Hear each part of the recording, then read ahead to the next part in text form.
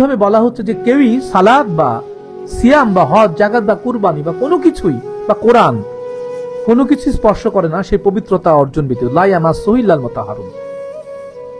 তাহলে পবিত্রতা আসলে কি?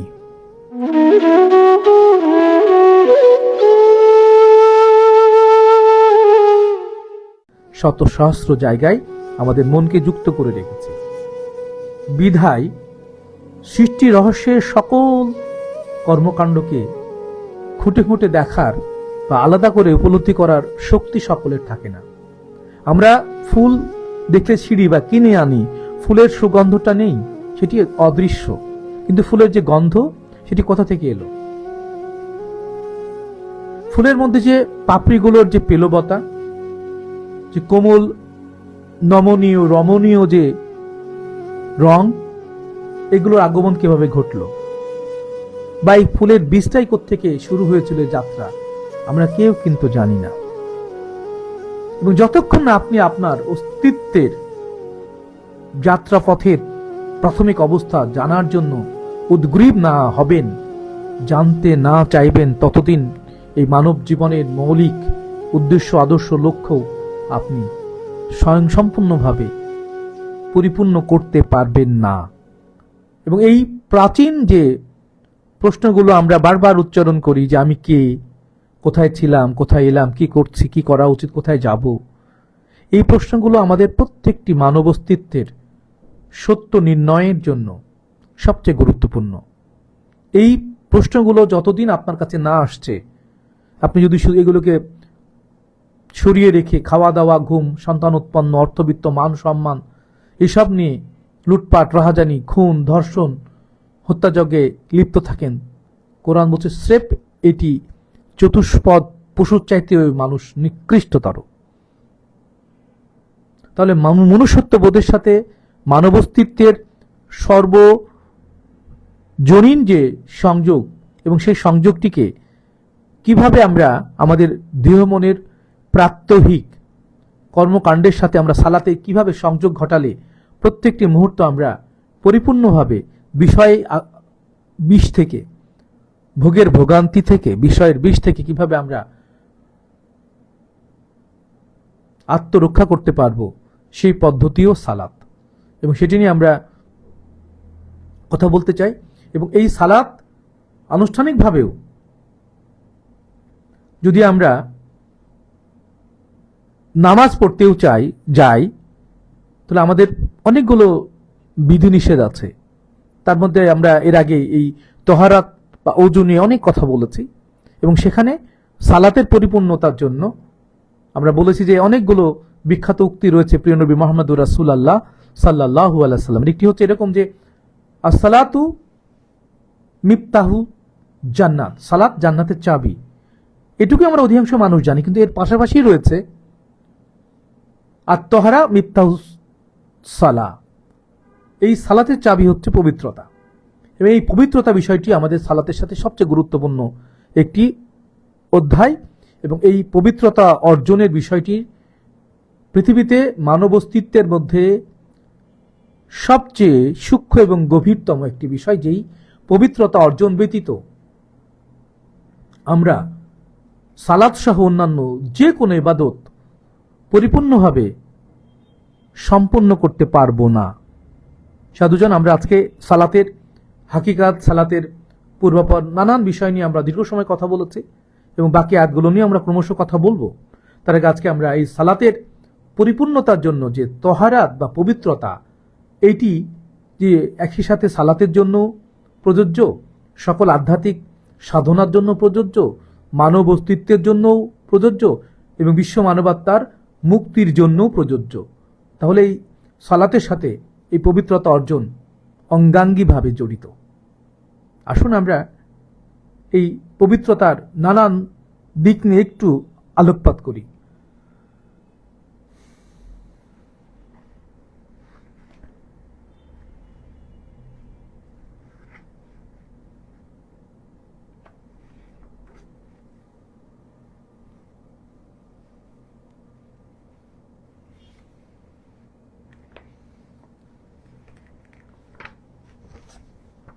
কোরআনে পবিত্রতা নিয়ে বেশ কয়েকটি আয়াত রয়েছে, আমরা প্রাসঙ্গিক সে আয়াতগুলো নিয়ে কথা বলব। তার কি পবিত্রতার পরিপূর্ণ একটা ভূমিকা আমাদের জানা দরকার। আল্লাহ তাআলা মানুষ সৃষ্টি করলেন। কোরআনে নানানভাবে আল্লাহ বলেছেন যে প্রত্যেকটি অস্তিত্ব 17,999 অর্থাৎ মানুষ আর জিনের অস্তিত্ব ব্যতি রেখে প্রত্যেকটি জৈবিক স্তরে যা কিছু সৃষ্টি হয়েছে, হচ্ছে বা হবে, সকলে আল্লাহর তাওহীদে রয়েছেন, আল্লাহর দ্বীনে রয়েছেন, সেজদাবানত রয়েছেন। তো সালাতের মধ্যে একটা সেজদা বিশেষ একটি পর্যায় বলে আমরা জানি, এবং রুকু একটি বিশেষ পর্যায় বলে আমরা জানি। কিন্তু কোরআন যেটা বলছে, এটা আপনারা আগেও শুনে থাকবেন, যে সালাতে রুকু এবং সেজদা সালাতের অংশ নয়।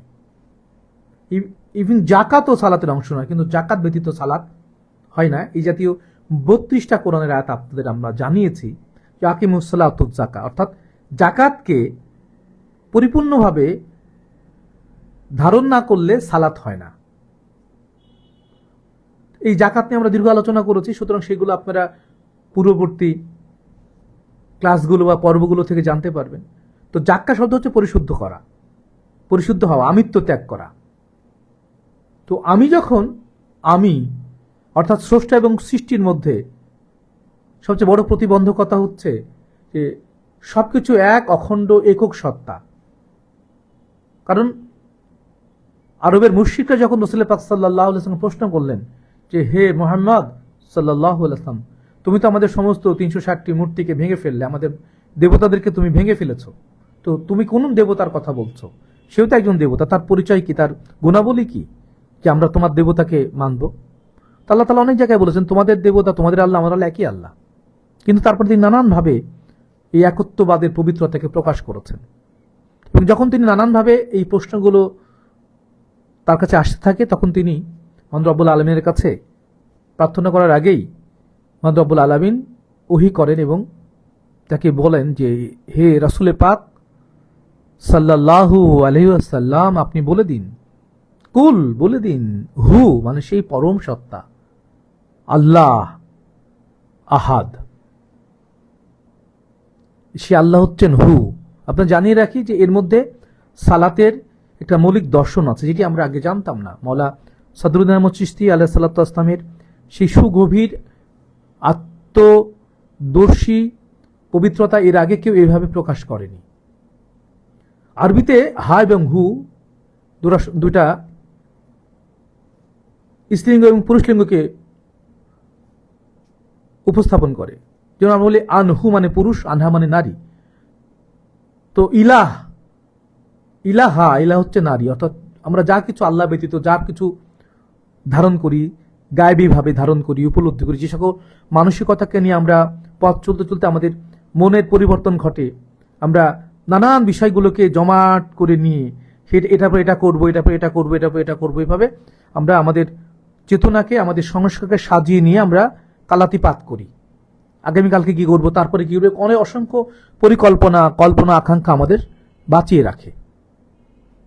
তো এই আল্লাহ ব্যতীত যা কিছু আমরা ক্ষণকালের জন্য অথবা দীর্ঘকালের জন্য আমরা যারকে আশ্রয় করে বাঁচি, এরা হচ্ছে উপাস্য, এবং সেগুলো অবশ্যই বস্তুগত, অর্থ, বিত্ত, মান সম্মান, গাড়ি বাড়ি, হাঁড়ি নারী, যা কিছু এগুলো বস্তুগত, এগুলো ধ্বংস হয়ে যায়।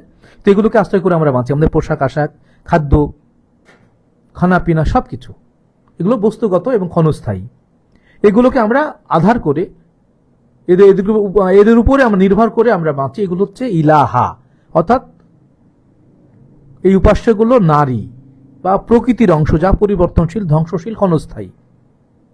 আল্লাহ হচ্ছেন হু সত্তা, যিনি পুরুষ সত্তা। এটি বুঝতে যে জ্ঞান আর মেধা দরকার, সেটি আমাদের অনেকেরই নাই। পুরুষ এবং প্রকৃতি, তো বলে আল্লাহ পরম পুরুষ। আল্লাহকে আমরা তখন একটা সাধারণ দৈহিক পুরুষ হিসেবে হয়তো কল্পনা করি, কিন্তু আল্লাহ এই কল্পনারও চেয়েও পবিত্র।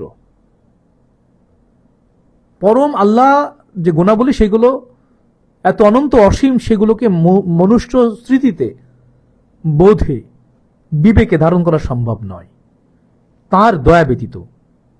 এটি আল্লাহ বারবার কোরআনুল কারিমে উল্লেখ করেছেন। তো আল্লাহ, লা মানে না, ইলাহ মানে সেই উপাস্য বিষয়গুলো যা আজীবন নারী ইলাহগুলো আমাদের উপাস্য নয়।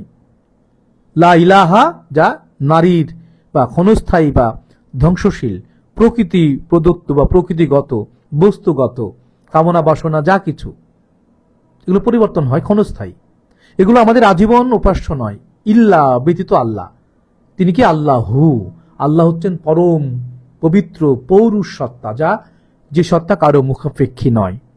তো যখন আরববাসীরা বলল হে মোহাম্মদ সাল্লাল্লাহু আলাইহি ওয়াসাল্লাম, তোমার আল্লাহ আর আমার আল্লাহ যদি একই হয় তো তুমি ভেঙে ফেললে মূর্তি, ঠিক আছে, এগুলোর ক্ষমতা নাই, তুমি বারবার দেখিয়েছো এগুলো বস্তুগত ধ্বংস হয়ে যায়, তোমার আল্লাহর পরিচয়টা দাও। তখন আল্লাহ তাআলা যে সূরাটি নাজিল করলেন সেটি হচ্ছে সূরা ইখলাস।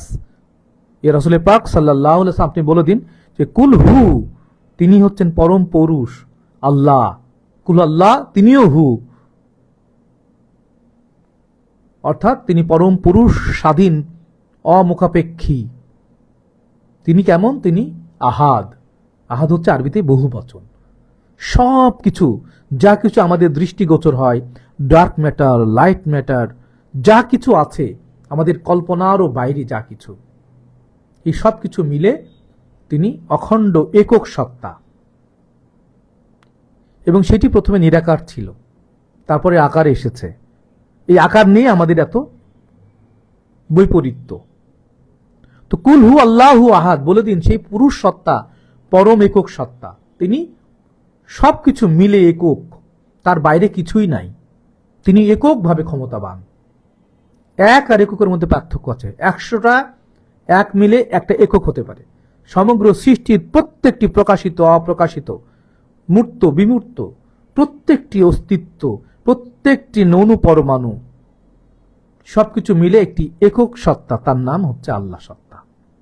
আল্লাহর যে পবিত্রতা, আল্লাহর যে পরিচয়, সেটি মনুষ্য চিন্তায় কোনোভাবেই কল্পনা করা যায় না, ধারণ করা যায় না। কারণ তিনি আল্লাহু নুরুস সামাওয়াতি ওয়াল আরদ, তিনি দেহ এবং মনে, আসমান এবং জমিনে জ্যোতির্ময় স্বরূপ। সেটি এমন একটি জ্যোতি, যে জ্যোতি জ্বলে উঠলে সমস্ত অস্তিত্ব তার মধ্যে লীন হয়ে যায়।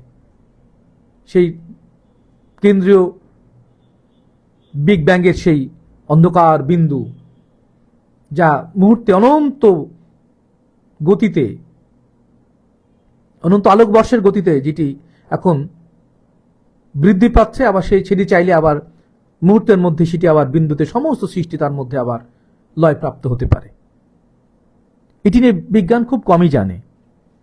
এর মধ্যে যে তারপরে বললেন যে তার পরিচয়, যে তিনি হচ্ছেন পরম পুরুষ সত্তা, একক সত্তা, আহাদ সত্তা।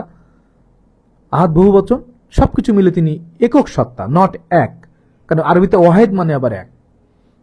তারপরে কুলহু আল্লাহু আহাদ আল্লাহু সামাদ, তিনি তার গুণাবলী এরকম, তিনি সামাদ হচ্ছে ভাসমান, তাকে কোনো বস্তু, কোনো বস্তুগত কোনো চিন্তা চেতনা কর্ম ভাবনা এই তাকে স্পর্শ করে না। অর্থাৎ বস্তু যা প্রকাশিত এগুলো তার পরিচয় নয়, এগুলো তাকে স্পর্শ, তিনি ভাসমান সত্তা। তারপরে লাম ইয়ালিদ ওয়া লাম ইউলাদ, কেউ তাকে জন্ম দেয়নি, কেউ তাকে জন্ম দেয় না, তিনিও কাউকে জন্ম দেন না, তাকেও কেউ জন্ম দেয়নি। তিনি তাহলে কে? এবং পরে বলা হচ্ছে লাম ইয়ালিদ ওয়া লাম ইউলাদ ওয়া লাম ইয়াকুল লাহু কুফুয়ান আহাদ, তিনি হচ্ছেন এই আহাদ জগতের যা কিছু প্রকাশিত, এটি তার পরম পবিত্রতাকে স্পর্শ করে না, তিনি লা শারীক সত্তা।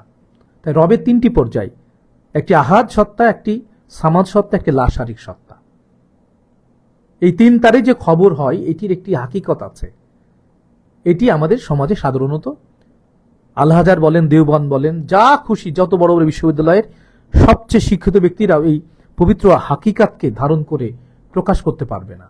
এটি শুধুমাত্র সাধকদের, সুফিদের, আল্লাহ নৈকট্য প্রাপ্তির মাধ্যমে মানুষের মধ্যে আল্লাহ তাআলা দয়া করলে সেই স্নেহের দয়ার মধ্য দিয়ে মানুষ সেই সত্তার পবিত্রতাকে উপলব্ধি করতে পারে। তাহলে আল্লাহর সাথে আমরা কিভাবে যুক্ত হব? কারণ আল্লাহর সঙ্গে যুক্ত হওয়ার নামই তো সালাত।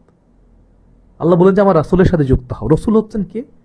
তিনি অনন্ত সৃষ্টির রহস্যের এই অনন্ত মহান সত্তার পরিপূর্ণ ওই পৃথিবীর জন্য একটি মানব অস্তিত্বের স্মারক, আবার আল্লাহ বলছে যে আমি তাকে না সৃষ্টি করলে কিছুই সৃষ্টি করতাম না। এবং তিনি বলছেন জানা নূর মিন নূরিল্লাহ অকুল্লু শাইম মিন নূর, আমি সেই আদি রবের নূর থেকে, আমার নূর থেকে সকল সৃষ্টি। এই যে রহস্যময়তা, তাহলে রাসূল আল্লাহর আনুগত্য আতিউল্লাহ আতিউর রাসূল। এবং এই ভাবনা থেকেই মনুষ্য সমাজে মহান রবকে নিকটবর্তী করে দেওয়া হয়েছে এবং বলা হয়েছে তোমার ভেতরে যে রব সেটি আমার নূর। এবং সেটিকে আমরা বলি, আমি যেটি নিয়ে আমরা কথা বলছিলাম, যে রুহু বা সোল বা সেলফ বা স্পিরিট, এটি এখন পর্যন্ত বিশ্ব মানুষের কাছে আধুনিক সভ্যতার, আধুনিক বিজ্ঞানের যে মহা উন্নয়ন, যা এখান থেকে হাজার কোটি মাইল দূরে কোনো নভোযানের নাট নড়ে গেলে, নষ্ট হলে এখান থেকে টাইট দিচ্ছে, কিন্তু সেই বিজ্ঞান একটি করোনা ভাইরাসের কাছে ধরাশায়ী। এবং স্পিরিট বা আত্মা বলে যে পবিত্র শক্তি আমাদের মধ্যে আছে বলে আমরা কথা বলছি, আমাদের শরীর, মন, দেহ অনুভূত হচ্ছে নানান বিষয়, এই আত্মাটা কোথায় গেলে বা ডিসচার্জ হয়ে গেলে আমরা জড় বস্তুতে পরিণত হয়ে যাই। এই আত্মা সৃষ্টি রহস্যের আরেকটি গভীর রহস্য, এটি সম্পর্কেও বিজ্ঞান কিচ্ছু জানে না। অথচ এই আত্মাময় পরম পবিত্র সত্তার নাম নূরে মোহাম্মদী। এই সত্য বহু বচনে আমরা দ্বারা কোরআনে স্বীকৃত, এবং এই সত্য ইতিপূর্বে কোনো তফসিরে আমরা এত গভীরভাবে, এত পরিষ্কারভাবে জানতে পারিনি। এইটিও মাওলা সদরুদ্দিন আহমদ চিশতি আলাইহিস সালামের অভূতপূর্ব দর্শন, যেটি হয়তো সাধকেরা জানতেন, মানতেন, কিন্তু কোরআনিকভাবে আমরা শব্দটির যে ব্যাপক গভীরতা রয়েছে, এটি আমরা এখন পর্যন্ত সব মাদ্রাসাগুলোতে বা আরবিতে ওই লেখা হলেও নাহানু শব্দটিকে বাংলা অনুবাদ দেখবেন সব জায়গায় আমি লেখা হয়েছে, বা আমরা জায়গাটিকে এখনো এই মোল্লা সমাজ বা তথাকথিত প্রাতিষ্ঠানিক শিক্ষিত আরবি পড়ুয়া পণ্ডিতেরা এই ফিলসফি বা দর্শনকে নিতে পারেনি। যার দরুন সালাতের যে হাকিকত, যেখানে আমরা ফিরছি, বা পবিত্রতার জায়গা, যে আসলে সালাতটা আসলে কি, 17,999টি জৈবিক স্তরের সবকিছু আল্লাহর দিনের মধ্যে, তাওহীদের মধ্যে আছে, সবই জান্নাতে আছে, গরু ছাগল সবই জান্নাতের মধ্যে, তাদের কোনো আলাদা কোনো বোধ ব্যবস্থা নাই। তাহলে মানুষের মধ্যে জিন এবং ইনসান, এটি মানুষের মধ্যে একটি বিশেষ পর্যায়ে দুটি মানসিক স্তর, এবং সেখানেই বলা হচ্ছে ওমা খলাকতু জিন্না ওয়াল ইনসা ইল্লা লিয়াবুদুন। এবং আমরা মানুষ এবং জিনের রূপান্তর সৃষ্টি করেছি তাদের আল্লাহর ইবাদতের জন্য। এবং সেই ইবাদত নানানভাবে আমাদের সমাজে, নানান প্রেক্ষিতে, নানান আঙ্গিকে আমরা কখনো বায়াত গ্রহণ, তওবা করা, কখনো কালেমা গ্রহণ করা, কখনো জিহাদ করা, কখনো জাকাত দেয়া, কখনো সিয়াম করা, কখনো সালাত, কখনো হজ, কখনো কুরবানি, নানান প্রক্রিয়ার মধ্য দিয়ে আমরা এই জীবনের এই পরিপূর্ণ পরিশুদ্ধতা অর্জনের নানান পর্যায়ের, নানান প্রেক্ষিতের, নানান বৈশিষ্ট্যের, নানান আঙ্গিকের এই জীবন সাধনাগুলোকে আমরা যে যার মতো করে অনুসরণ করি। এটি নিয়ে যার যতটুকু জ্ঞান, যার যতটুকু ধ্যান, সে ততটুকু এগুচ্ছে। কিন্তু সালাতের বা এই নির্দেশের বাইরে কোরআনের যে সবচেয়ে বড় এবং সর্বকালীন সর্বজনীন যে নির্দেশনা, সেটি হচ্ছে পবিত্রতা অর্জন করা। এবং সেটি এত নিখুঁতভাবে বলা হচ্ছে যে কেউই সালাত বা সিয়াম বা হজ, জাকাত বা কুরবানি বা কোনো কিছুই, বা কোরআন, কোনো কিছু স্পর্শ করে না সে পবিত্রতা অর্জন ব্যতীত। লা ইয়ামাসসুহু ইল্লাল মুতাহহারুন। তাহলে পবিত্রতা আসলে কি? সালাতের মাধ্যমে আমরা জানলাম যে এটি আমাদের অস্তিত্বের মধ্যে নিজের অজান্তে গায়বী ভাবে প্রত্যেকটি ন্যানো সেকেন্ডে হাজার হাজার লক্ষ লক্ষ চিন্তা, কর্ম, ভাবনা, দৃশ্য, শব্দ, গন্ধ, স্বাদ,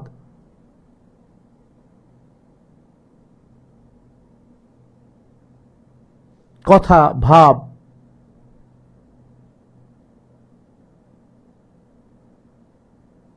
বা মনের মতো জটিল প্রক্রিয়াগুলো আমাদের মধ্যে প্রত্যেকটি মুহূর্তে নিজের মতো করে চলছে, আমরা আমাদের নিয়ন্ত্রণ করতে পারি না।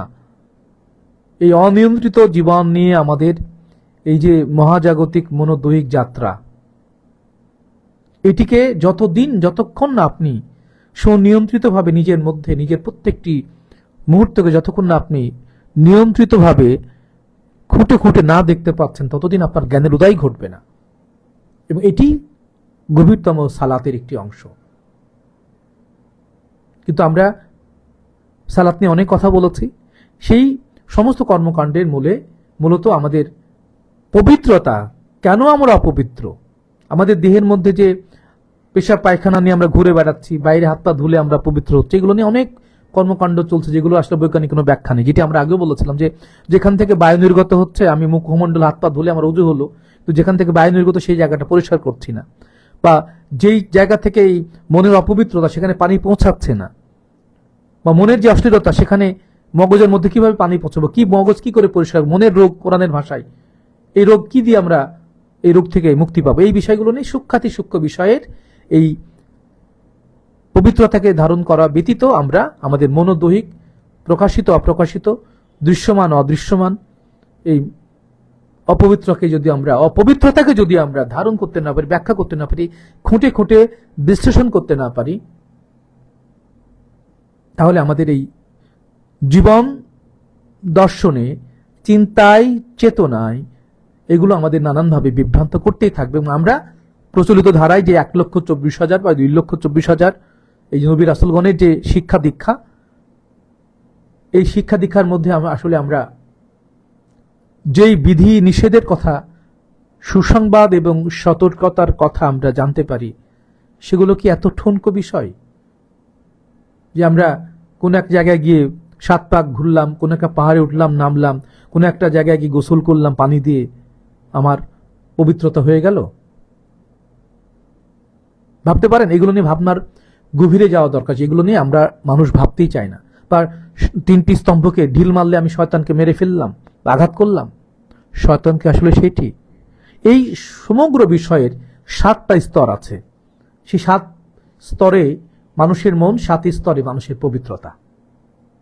এবং যে শব্দগুলো নিয়ে, যে বিষয়গুলো নিয়ে আমরা দীর্ঘ সময় আলোচনা করেছি, যে অন্যায়, অশ্লীলতা, মনের ভ্রমণ, মাতাল অবস্থা, অসীম পায়খানা থেকে আসা যাওয়া এবং মনের মধ্যে অসীম যৌন কাতরতা, এইগুলো থাকা অবস্থায় মানুষ কোনোভাবেই পবিত্র হয় না গোসল ব্যতীত। সেই গোসল আবার পানি দিয়ে নয়, কোনো মহামানবিক জীবন আদর্শ দিয়ে। এইগুলো নিয়ে আমরা ইতিপূর্বে খুব সবিস্তারে আপনাদের বলা সদরুদ্দিন আহমদ চিশতি আলাইহিস সালাতু ওয়াস সালামের ভাবনা থেকে আমরা আপনাদের জানিয়েছি। এবং আজকেও খুব প্রচলিত ধারায় এই সালাতের জন্য বা আনুষ্ঠানিকভাবে আমরা বলি যে উজু করো, উজু কি আমরা জেনেছি, কি দিয়ে পানি কি এটা আমরা জেনেছি, পানি কয় প্রকার, কি কি পানি। এবং তারপরে আমরা জেনেছি যে আমাদের জায়নামাজ দরকার। জায়নামাজ কাকে বলে? এটি কি শুধুমাত্র কাপড়ের কোনো কিছু বা কাঠের বা কোনো বস্তুগত কিছু না। এরপরে আমরা পোশাকের কথা বলছি, পোশাক কাকে বলে, এই পোশাক নিয়ে আমাদের আলাদা আলাদা একটা সময় আমরা কথা বলবো।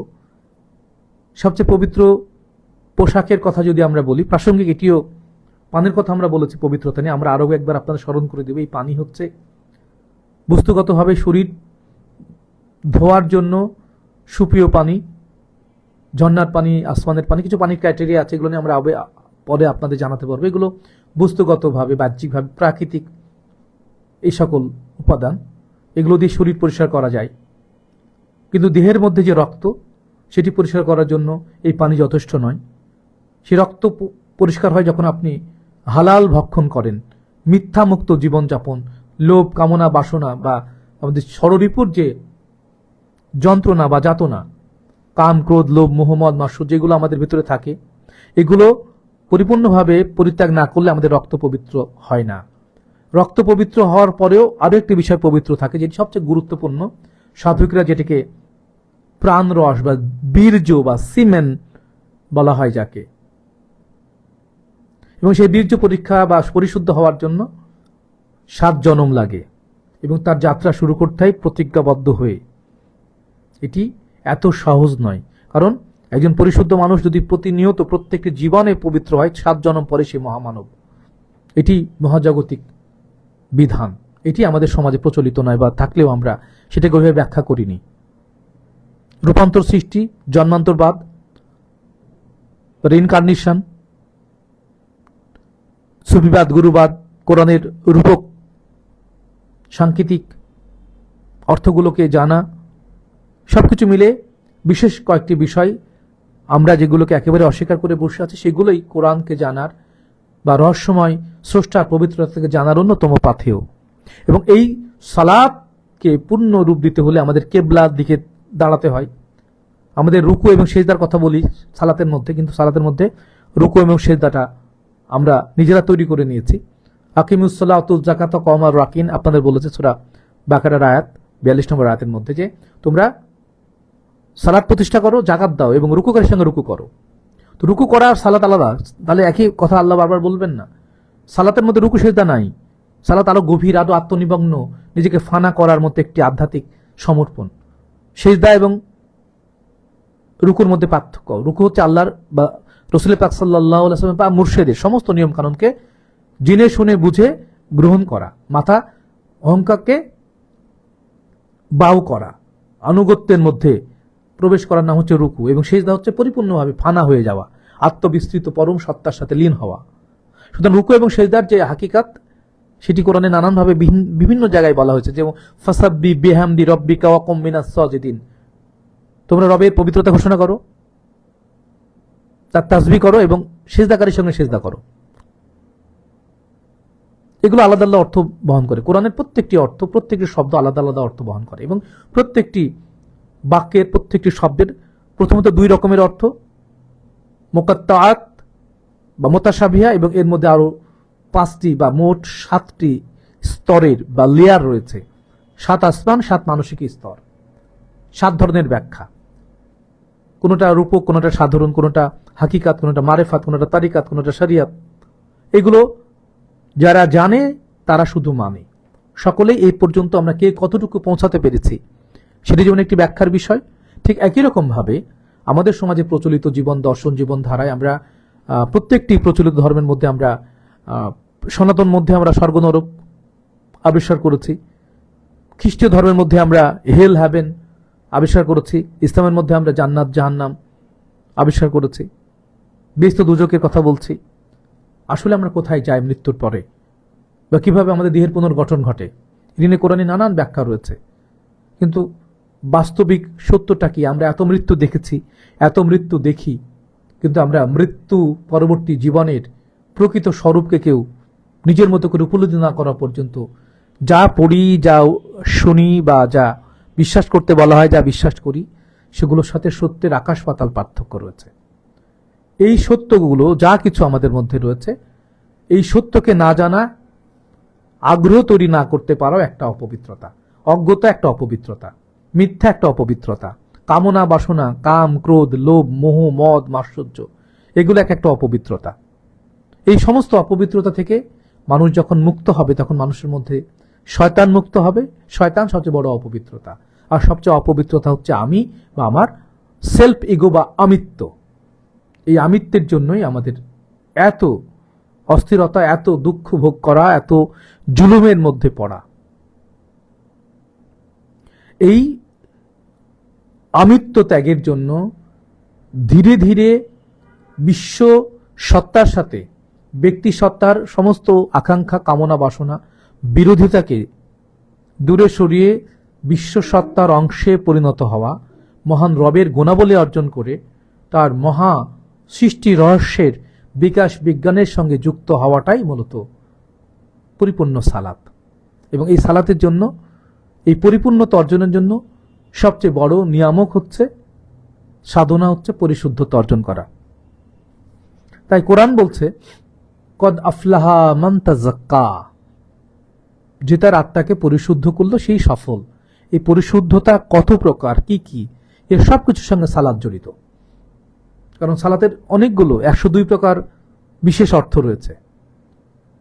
এবং এই সালাতে যাওয়ার আগে অজুও গুরুত্বপূর্ণ একটি বিষয়। অজুও সেই সত্যকেই প্রকাশ করছে আরো ক্ষুদ্রাতি ক্ষুদ্রভাবে মনের, দেহের প্রত্যেকটি অঙ্গ প্রত্যঙ্গের ভিতরের যে কলুষ কালিমা, হাতের যে অপব্যবহার, মাথার যে অপব্যবহার, ঘাড়ের যে অপব্যবহার, মুখমণ্ডলের যে অপব্যবহার, কনুই পর্যন্ত হাত এবং পায়ের যে অপব্যবহার, এই সমস্ত অপবিত্রতা থেকে মুক্ত হয়ে রবের গুণাবলী অর্জনের জন্য প্রাত্যহিক জীবনের প্রত্যেকটি ন্যানো সেকেন্ডে সকল প্রকার মিথ্যা, অজ্ঞতা, অপবিত্র থেকে ত্যাগের মধ্য দিয়ে রবের গুণাবলীর যে বিকাশ ঘটে, নূরে মোহাম্মদীর যে বিকাশ ঘটে, সেটি অলৌকিক শক্তির পবিত্রতায় উদ্ভাসিত হয়ে ওঠে তখনই তিনি আল্লাহর বন্ধুতে পরিণত হন। এবং আলা ইন্না আউলিয়া আল্লাহু লা খাউফুন আলাইহিম ওয়া লাহুম ইয়াহজানুন, এবং যারা আল্লাহর বন্ধু হয়ে যান তাদের ভয় এবং দুঃখ স্পর্শ করে না।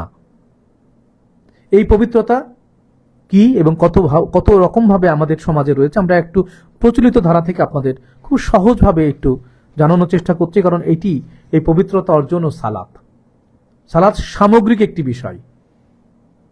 ওযু নিজেও সালাত, জাকাত, সিয়াম, হজ, জাকাত সবকিছু সংযোগের জন্য। কার সঙ্গে? রবের সাথে। কোন রব? আপন রব। এই রবের সঙ্গে সংযুক্ত হলে বিশ্ব রবের সঙ্গে যুক্ত হওয়া যায়। তো রব এবং আল্লাহ কি, এটি নিয়েও আমাদের প্রচলিত ধারার তথাকথিত আরবি বিদ্বানরা এই ফিলোসফিটুকু, এই দর্শনটুকু নিতে পারেন না।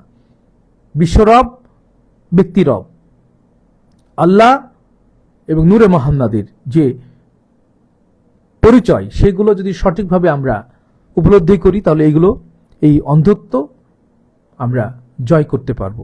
এবং এই অন্ধত্বই হচ্ছে সবচেয়ে অপবিত্রতা, এবং আমার অস্তিত্বই, যা কিছু সত্য থেকে আমি যা কিছু গ্রহণ করি সেটি আমার সালাত, মিথ্যা থেকে যা কিছু গ্রহণ করি সেটি আমার অপবিত্রতা। তো সত্য এবং মিথ্যার যে মানদণ্ড, ফুরকান বা মিজানের যে মানদণ্ড, কোরআনের যে পবিত্রতা, এগুলো সামগ্রিকভাবে দীর্ঘ সময় ধরে নিজেকে অনু করে দেখার মধ্য দিয়েই আমাদের এই মানব জীবনের সর্বোত্তম পবিত্রতা অর্জিত হতে পারে।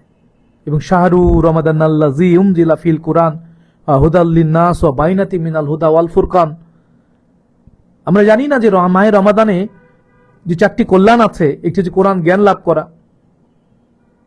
হেদায়েত লাভ করা, হেদায়েতের ব্যাখ্যা লাভ করা, এবং ফুরকান বা ফরক করে জ্ঞান লাভ করা।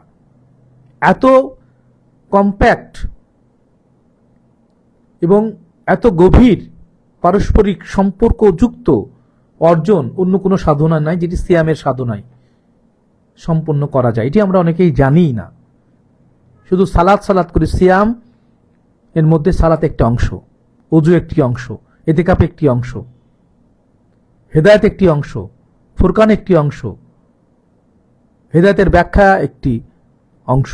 সুতরাং এগুলো পারস্পরিকভাবে মানব অস্তিত্বের সমগ্র অস্থিরতা, অক্ষমতা, ক্ষুদ্রতা, স্ববিরোধিতা, আত্মবিরোধিতা, কুসংস্কার, মিথ্যা, অজ্ঞতা, সমস্ত আমিত্ব, সবকিছু যা অপবিত্র, সেই অপবিত্রতা থেকে, সেই অপবিত্রতার মধ্য থেকে যদি আমরা নিজেকে পবিত্র করতে পারি, তবেই আমরা পরম সত্তার যে গুণাবলী অর্জনের যে নির্দেশ রয়েছে পবিত্র কোরআনুল কারিমে,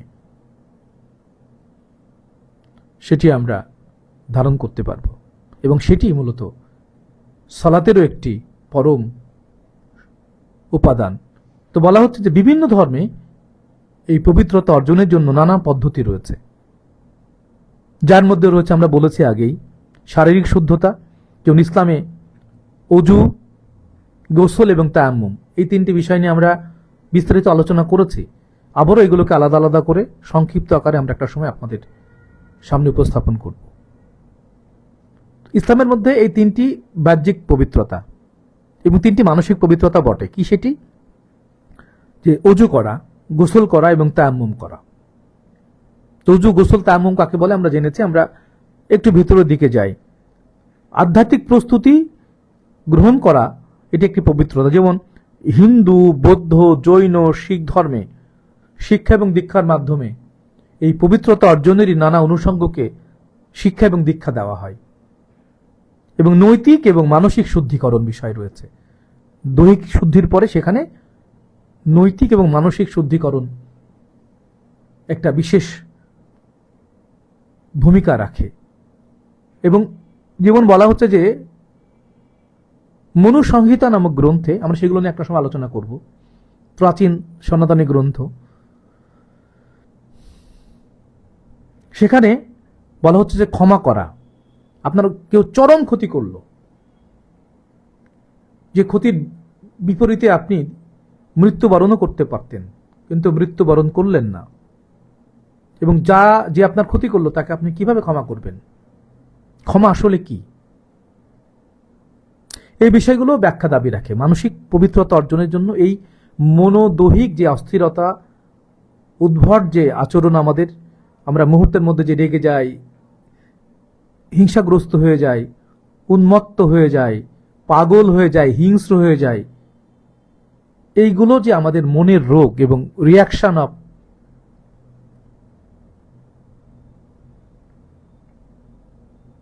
রিয়াকশন অফ ভায়োলেন্স,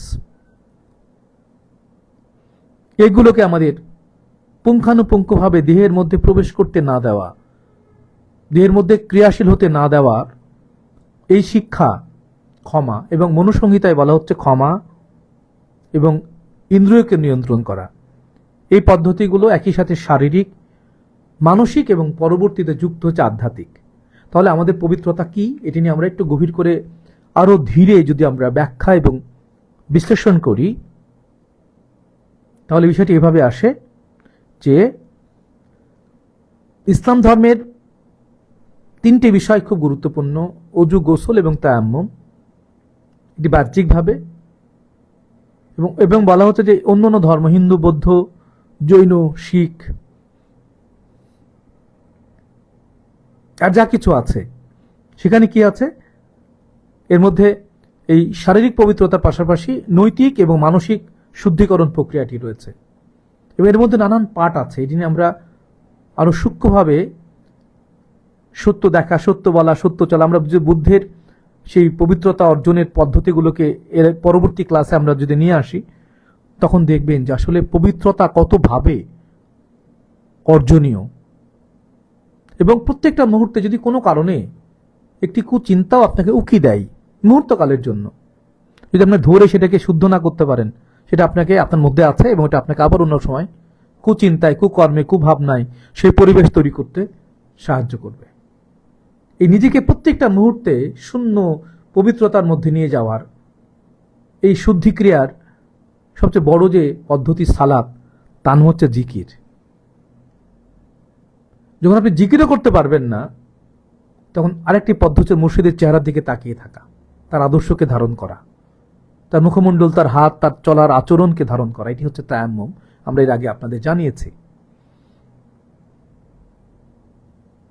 এবং পরিপূর্ণ জ্ঞান দিয়ে গোসল করা, জ্ঞানের পানি দিয়ে। এই জ্ঞানের পানিতে গোসল করতে পারলে আপনার মধ্যে আর কোনো দুঃখ, কষ্ট, আঘাত, প্রাপ্তি, প্রত্যাশা, হতাশা, কোনো কিছু আপনাকে আর টলাতে পারবে না। এখানে প্রাচীন একটি প্রবাদ আছে, যদি এটির নানান ব্যাখ্যা রয়েছে, টলে জীব অটল ঈশ্বর। এই বস্তু, এই ইন্দ্রিয় পরায়ণতা, এই সপ্ত ইন্দ্রিয় দ্বার দিয়ে যা কিছু আমাদের মধ্যে এসে আমাদেরকে আক্রান্ত করে, এই সব কিছুকে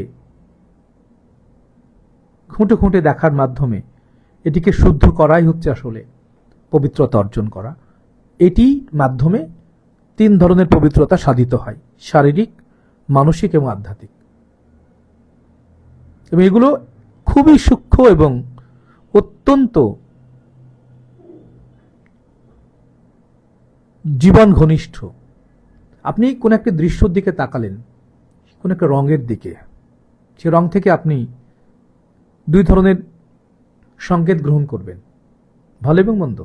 এবং প্রত্যেকটি কাজ করার মধ্যে দিয়ে আপনার মনে মুহূর্তকালের মধ্যে আপনার সামনে দুটো জিনিস আসবে, ইয়েস অর নো, ভালো অথবা মন্দ।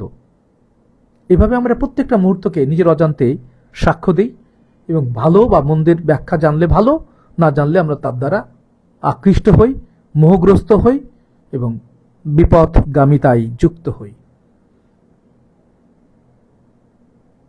এই শারীরিক বা দৈহিক, মানসিক এবং আধ্যাত্মিক পবিত্রতা অর্জনের নানান পদ্ধতিগুলো যদি আমরা একটু বিশ্লেষণ করি, তাহলে যদি পবিত্র ইসলাম ধর্মের দিকে তাকাই, আমরা শারীরিকভাবে আমরা অজু করি। অজু কাকে বলে আমরা জেনেছি, আল্লাহর চেহারাকে ধারণ করা, অজুল্লাহ। আল্লাহর চেহারা কিভাবে ধারণ করবে এটি নিয়ে আমরা আরো ব্যাপকভাবে পরবর্তীতে আপনাদের জানাবো। গোসল করা, জ্ঞান দিয়ে গোসল করা, জ্ঞানের পানি দিয়ে, এবং সেই জ্ঞান ও পানি মুর্শিদের বাক্য। মুর্শিদ যা বলছেন সেটা যদি আপনি হুবহু মানতে পারেন তাহলে আপনি পবিত্র হয়ে উঠবেন। এবং তায়াম্মুম হচ্ছে মুর্শিদের চলা বলা দেখাশোনা, সামগ্রিকভাবে মুর্শিদকে অনুসরণ করা। এই অজু, গোসল এবং তায়াম্মুমের মাধ্যমে আমাদের বাহ্যিক শারীরিক পবিত্রতা সূচিত হয় বলে আমরা বিশ্বাস করি, এটা প্রচলিত। আল্লাহর সঙ্গে যোগ স্থাপনের করা, সংযোগ করা, হাত মুখ ধোয়া, পা নির্দিষ্ট পরিমাণে, কনুই পর্যন্ত পা, কনুই পর্যন্ত হাত, মুখমণ্ডল, মাথা এবং ঘাড়ের কিছু অংশ মসিহ করার মাধ্যমে আমরা অজু করি। কিন্তু এগুলো হাকিকত কি, এগুলো আপনারা এই তো পূর্বে জেনেছেন যে মাথা মানে মাথার ভিতরের গ্যাঞ্জাম, অপবিত্রতা, ঘাড়ে যে চাপ নিয়ে আমরা থাকি, আমাদের অত্যাচার, অতীত ভবিষ্যৎ বর্তমানের নানান কিছু আমরা ধারণ করি, হিংসা বিদ্বেষ কামনা বাসনা, যে আমাদের ঘাড়ের যে গর্দানের যে অহংকার সেটাকে সংরক্ষণ করে। হাত দিয়ে আমরা অন্যায় করি, হাত দিয়ে আমরা মানুষকে আঘাত করি, এক হাত দেখে নেই, কনুই দিয়ে গুঁতো মারি, পা দিয়ে কুপথে পরিচালিত হই। এবং এই সামগ্রিক বিষয়গুলো আমাদের একই সাথে শারীরিক, মানসিক এবং আধ্যাত্মিক পবিত্রতা অর্জনের মাধ্যম। এবং গোসল হচ্ছে সম্পূর্ণভাবে একটা মহামানবে পরিণত হয়ে যাওয়া। আমি গোসল করেছি অর্থ আমার মধ্যে আর কোনো অপবিত্রতা নেই, ভিতরে বাহিরে এক পরম পবিত্রতা বিরাজমান। একজন মহাপুরুষ তিনি গোসল করেছেন, সমস্ত মিথ্যা থেকে অহংকার থেকে মুক্তি পেয়েছেন। যিনি মুক্তি পেয়েছেন তিনি গোসল করেছেন। যিনি মুমিন হয়েছেন তিনি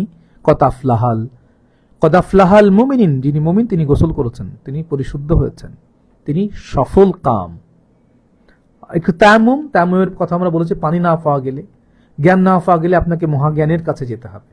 ক্ষুদ্র জ্ঞানী আপনি পবিত্র হতে না চাইলে আপনাকে মহাজ্ঞানের কাছে যেতে হবে। তার আচরণ, তার মুখমণ্ডল, তার কর্মকাণ্ডের সঙ্গে যুক্ত হয়ে তিনি যা বলবেন সেটাকে অনুসরণের মধ্য দিয়ে আপনার তায়াম্মুম বা পরিশোধন সম্পন্ন হবে। এটি ইসলামিক সাধারণ প্রাতিষ্ঠানিক যে জ্ঞান সেগুলোর মধ্য দিয়ে আমরা এগুলোকে এইভাবে ব্যাখ্যা করি।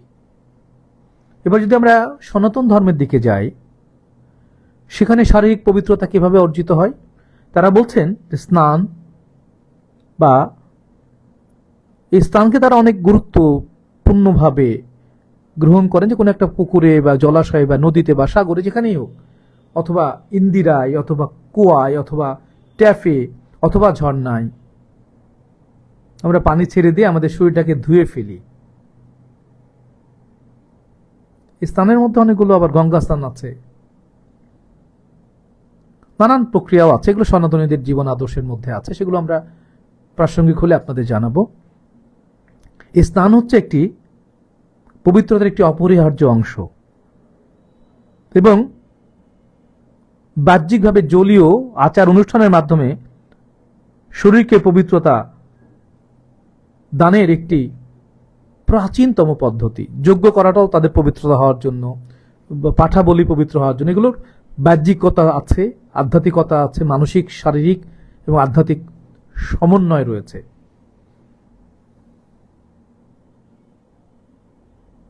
এই সমন্বয় বা এই মানসিক বা শারীরিক বা আধ্যাত্মিক এই পবিত্রতা অর্জন ব্যতীত আমাদের যেটি অর্জন, আত্মার মুক্তি, সর্বোচ্চ অর্জন, সে আত্মার মুক্তি কিভাবে সম্ভব হবে? এর জন্য যে মাধ্যম সেটি হচ্ছে একজন গুরু, একজন পথ নির্দেশক, একজন হাদি, একজন মুর্শেদ, একজন স্বামী।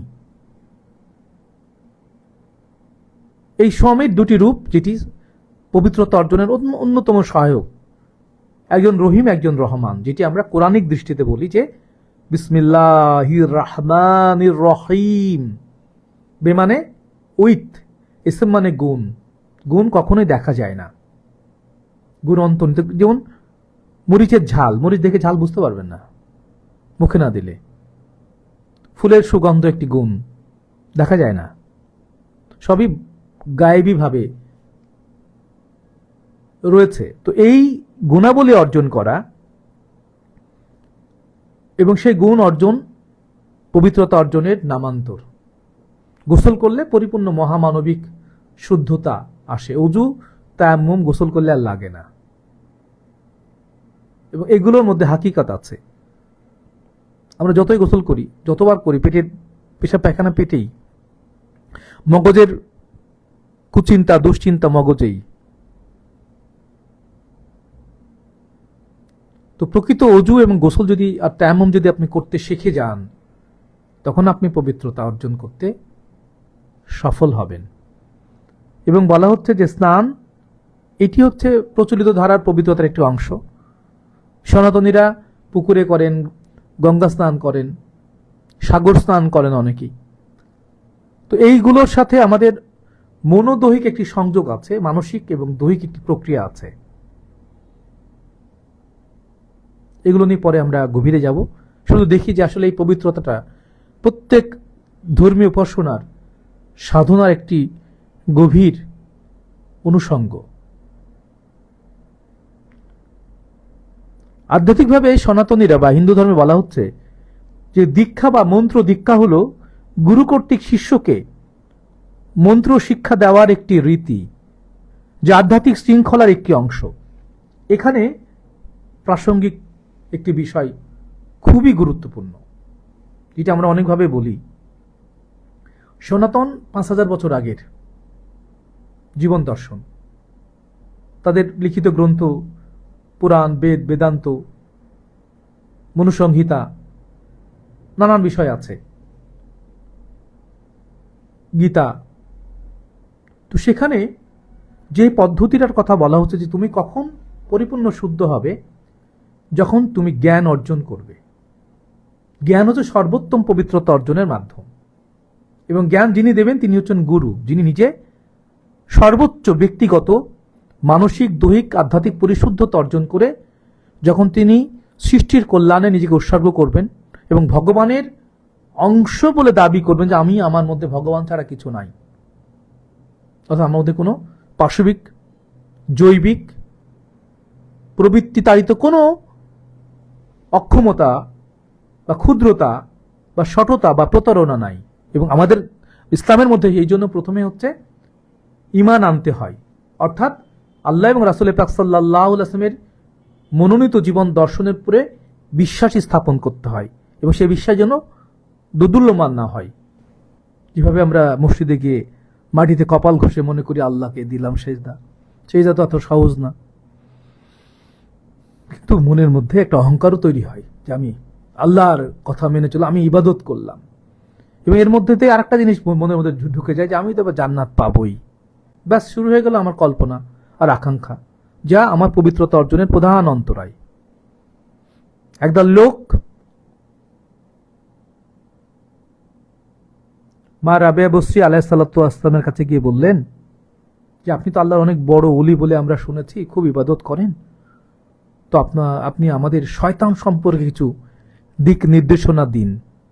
কি করে শয়তানকে আমরা খুঁজে পাবো, শয়তানকে হারাবো, শয়তানের সঙ্গে যুদ্ধ করব, বলুন।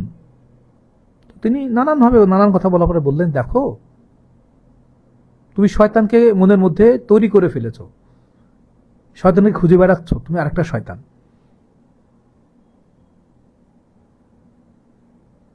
হ্যাঁ, আপনি এই কথা বললেন? হচ্ছে হ্যাঁ, আমি এত বছর রবের এই যে অনন্ত সৃষ্টি যেদিকে তাকাই, যেদিকে মুখ ফিরাই, প্রত্যার্পণ করি, ফাইনামা তো আল্লু ফাসামা জুল্লা, আল্লাহ নিজে বলছেন সবই আমার চেহারা, সবই আমি। কত রস, কত রূপ, কত গন্ধ, কত স্বাদ, কত ভাব, আহা, কত অনন্ত সূক্ষ্মতা। এই অনন্ত আসমান জমিনের মধ্যে যা কিছু, চন্দ্র, সূর্য, তারকারাজি, গ্রহ, উপগ্রহ, কত ধরনের বৃক্ষলতা, কীট পতঙ্গ, জীবন, এই জগতের অনন্ত সৃষ্টি রহস্যে রব বলছেন, আল্লাহ বলছেন সবকিছু আমার, যেদিকে তাকাও, যেদিকে মুখমণ্ডল ফিরাও। আল্লাহকে কথা বলেছে, যেদিকে তাকাও আমি শয়তানকে দেখবা, যেদিকে তাকাও, যেদিকে মুখ ফিরাবে সেদিন তো আমারই চেহারা, আমিই তো সব। তো আমি রবের এত প্রেমের মধ্যে, এত ফুল, এত ফল, এত রস, এত গন্ধ, আমি যেদিকে তাকাই আমার রবের চেহারা দেখি আর সেজদায় অবনত হয়ে পড়ি যে রব আপনি কতই না মহান, আল্লাহু আকবার, আপনি কতই না শ্রেষ্ঠতর, আপনাকে কি করে বুঝবো আমরা, সম্ভবপর নয়। তুমি শয়তান কোথায় পাচ্ছ? আল্লাহ কোথায় বলেছে কোরআনে, যেদিকে তাকাবে যেদিকে দেখবে শয়তান দেখবে। তোমরা এটা দেখো কেন? তুমি নিজেই শয়তান। তো তারা তো খুব খেপে গেছে। হ্যাঁ, আপনি এই কথা বলতে হচ্ছে, হ্যাঁ আমি আল্লাহর প্রেম আর দয়া আর ক্ষমা ব্যতীত কিছুই দেখি না। কোথায় শয়তান? শয়তান তো তুমি নিজে, শয়তান তো আমরা, আমাদের আমিত্ব। তখন তার অহংকার বশত আঘাতপ্রাপ্ত হলেও তাদের মধ্যে যারা জ্ঞান লাভের জন্য গেছিলেন তারা উপলব্ধি করার চেষ্টা করলেন যে রাবিয়া বসরি আলাইহিস সালাতু ওয়াস সালাম কেন এটি বললেন। ঠিক আমরা যদি এটা বলতে পারতাম, লাখ লাখ, 10 লাখ, 7 লাখ টাকা খরচ করে যাচ্ছে হজ করতে, যে 3টা পাথর মানে স্তম্ভকে রেগে রেগে সেরকম আবার কথাবার্তা বলে, আক্রমণাত্মক কথাবার্তা বলে, নানান ভাষা ব্যবহার করে শয়তানকে পাথর মারছি। একবারও যদি মনে না হয় যে শয়তানকে পাথর মারছি, স্তম্ভে কোনো পাথর মারছি যার মধ্যে এই বোধটুকু না তার হজ হবে? বলেন তো, রব্বুল আলামিন কি এমনি বলেছেন লোক দেখানোর জন্য? কাবা ঘরের মধ্যে আরবের রাজারা ওঠেন, সেখানে একটা পিলার আছে, কিছু নাই। সেখানে মূর্তি ছিল আগে, এখন মূর্তি নাই। আতর দিয়ে, সুগন্ধি পানি দিয়ে সেগুলো ধোয়া হয় বছরে একবার। আল্লাহ ঘরে মানুষ ঢুকতে পারে? ঢুকছে তো। তারপরে কি হচ্ছে? 7টা পাক দিচ্ছি আমরা। কেন দিচ্ছি 7টা পাক? 8টা দিলে কি হতো? একটা দিলে কি হতো? উত্তর নাই। কেন 7টা পাক দেওয়া হচ্ছে? কেন আমরা এন্টি ক্লক, ঘড়ির বিপরীত দিকে ঘুরছি? এর হাকিকত আছে। যারা হজ করতে গেছেন, উমরা বা অনেকে গেছেন, তাদের জিজ্ঞাসা করে দেখেন। ওর বাপের ক্ষমতা নয় বলার, এগুলো সাধারণ বিষয় নয়। আসল ঘর কোনটি, যে ঘরকে পবিত্র করতে বলা হয়েছে আগে? এই দেখেন এখানেও, হে ইব্রাহিম, আমরা আয়াতটা নিয়ে পরে কথা বলবো, হজের সময় আসছে। হে ইব্রাহিম, তুমি তোমার মুসল্লাকে পবিত্র করো, যেন মানুষ তোয়াব করে। আপন দেহ মনকে পবিত্র করতে বলা হয়েছে। এইটি আল্লাহর ঘর, আমার মানব দেহ। ওটা তো কখনো আদম আলাইহিস সালাম, কখনো ইব্রাহিম আলাইহিস সালাম, কখনো মুহাম্মদ সাল্লাল্লাহু আলাইহি ওয়াসাল্লাম নানান জন একে নানানভাবে বস্তুগত পাথর দিয়ে, ইট দিয়ে তৈরি করেছে। ঠিক আল্লাহর ঘর, এটি প্রতীকী আল্লাহর ঘর, কিন্তু আসল আল্লাহর ঘর তো মানুষ নিজে। এই জন্যই হজের 2টা রূপ আছে। একটি হচ্ছে হজ্জুল আকবার, মানে বড় হজ, সেটি কামেল মুর্শিদকে তোয়াব করা, নিজেকেও তোয়াব করা। হজ্জুল বাইত, আপন ঘরের তোয়াব করা। আরেকটি হচ্ছে পবিত্র স্থানগুলোকে তোয়াব করা, মহাপুরুষকে তোয়াব করা। এগুলো আমাদের জানতে হবে। অন্ধের মতো আপনি 14 বার হজ করলেই কি, 100 বার করলেই কি? বা যারা আরবে জন্মায় তারা তো সব প্রতিদিন সকাল বিকাল হজ করতে পারে, তাদের কি কোনো কল্যাণ সাধিত হয়? এটা ভাবার বিষয়। সাইজি বলছেন, লালন শাহ রহমতুল্লাহ, পড়গা নামাজ জেনে শুনে নিয়ত বাদগে মানুষ মক্কা পান। এই শব্দ কি বাংলায় ব্যবহার করেন এর আগে? মানুষ আবার মক্কা? মানুষ মক্কা হয়? হ্যাঁ, মানুষই তো মক্কা। মক্কার মক্কা মোহাম্মদ রাসূলুল্লাহ সাল্লাল্লাহু আলাইহি ওয়াসাল্লাম বুঝতে সময় লাগে, যার সময় লাগবে সে ওই জায়গায় পৌঁছাতেই পারবে না। নামাজ, রোজা, হজ, যাকাত, কুরবানি, কোরআন, জান্নাত, যা কিছু পৃথিবীতে সবকিছুতে পবিত্র আমার রাসূল পাক সাল্লাল্লাহু আলাইহি ওয়াসাল্লাম তার একবার দরুদ সারা সৃষ্টি জগতের কিয়ামত পর্যন্ত জিন ইনসানের সমস্ত আমলের চাইতে ভারী। কে বুঝবে? যে উপলব্ধি করবে সে। এইটা তো সর্বোচ্চ পবিত্রতা অর্জনের মাধ্যম, প্রশংসিত হওয়া। মুহাম্মদ হয়ে উঠলেন আপনি প্রশংসিত। মুহাম্মদ তো বহু বচন, আমরা এই কথাটি বারবার বলেছি, বিভিন্ন আলোচনায় শুনবেন। মাওলানা সদরুল আহমদ চিশতি আলাইহিস সালাতু ওয়াস সালাম শোনাচ্ছেন যে তাওহীদেরই মুর্শিদ আমার মুহাম্মদের নাম। তারা তাওহীদে পৌঁছে যায় যে সকল মুর্শিদ, তারা সকলেই মুহাম্মদ হয়ে যান। যেভাবে আলী না হয়ে মুহাম্মদী জ্ঞান রাজ্যে প্রবেশ করা যায় না। আনা মাদিনাতুল ইলম ওয়া আলী বাবুহা। যারা আলীর গুণাবলী অর্জন করেছে তারাই মুহাম্মদী জ্ঞান রাজ্যে প্রবেশ করতে পেরেছে। সর্বকালীন সত্য। আলীও সর্বকালীন, মুহাম্মদও সর্বকালীন। গুরু শিষ্যের মতো, চাঁদ সূর্যের মতো। এই সত্য যত দিন না উপলব্ধি করতে পারছেন, কিসের পবিত্রতা? সমস্ত আনুষ্ঠানিকতা, সমস্ত মানসিক দৈহিক ধোয়াধুয়ি, যজ্ঞ, হত্যা, যা কিছু এগুলো আপনাকে পবিত্র করবে না যতক্ষণ না আপনার মধ্যে পবিত্রতা, প্রশংসিত সত্তার গুণাবলীর বিকাশ না ঘটবে। এই জন্য যারা মুমিন হয়ে যান, সফল কাম হয়ে যান, তাদের আশ্রয়ের নাম হচ্ছে মুহাম্মদ সাল্লাল্লাহু আলাইহি ওয়াসাল্লাম। মুহাম্মদ অর্থ প্রশংসিত হওয়া। এবং আন-নবী আউলা বিল মুমিনিনা মিন আনফুসিহিম, মুমিনগণ সেই নবী রাসূলের মতো পবিত্র বিষয়গুলোকে, সত্যকে নিজের মধ্যে ধারণ করে ঈমানের পূর্ণতা লাভ করে থাকেন। কাউকে ভালোবাসা মানে তার মতো হয়ে যাওয়া। আল্লাহকে ভালোবাসা মানে আল্লাহর গুণাবলী ধারণ করা। রাসূল পাক সাল্লাল্লাহু আলাইহি ওয়াসাল্লামকে ভালোবাসা মানে তার গুণাবলী অর্জন করা। আহলে বায়তকে ভালোবাসে মানে তার গুণাবলী অর্জন করা। মুর্শিদকে ভালোবাসে মানে তার গুণাবলী অর্জন করা। এই গুণাবলী অর্জনের নাম চেহারা অর্জন করা, উজু করা। এই গুণাবলী অর্জনের নাম তায়াম্মুম করা। এবং গুণাবলীতে পূর্ণ হয়ে যাওয়া, জ্ঞানের পবিত্রতায় যখন আপনি টইটুম্বর করবেন, তখন আপনি গোসল করেছেন, আপনি মুমিন, আপনি সফলকাম, আপনি পবিত্র। এই পবিত্রতা অর্জন করতে যা যা করা সবগুলোই সালাত, সালাত এবং পবিত্রতা। এবং প্রত্যেকটি ধর্মীয় আনুষ্ঠানিকতার মধ্যেই পবিত্রতা, এই সালাত, এগুলোই জড়িত।